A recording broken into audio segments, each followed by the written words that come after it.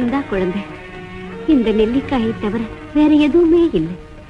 பரம ஏழைகளான எங்களை மன்னிச்சிடு.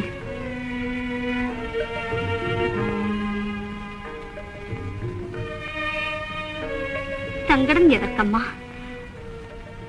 ஏழ்மையிலும் பிச்சை என்று வந்தவனுக்கு மனதார எதையாவது தந்தீர்களே. அம்மா, ராஜராஜேஸ்வரி, மகாலட்சுமி, நாராயண பிரணயினி நயனாம்புவாக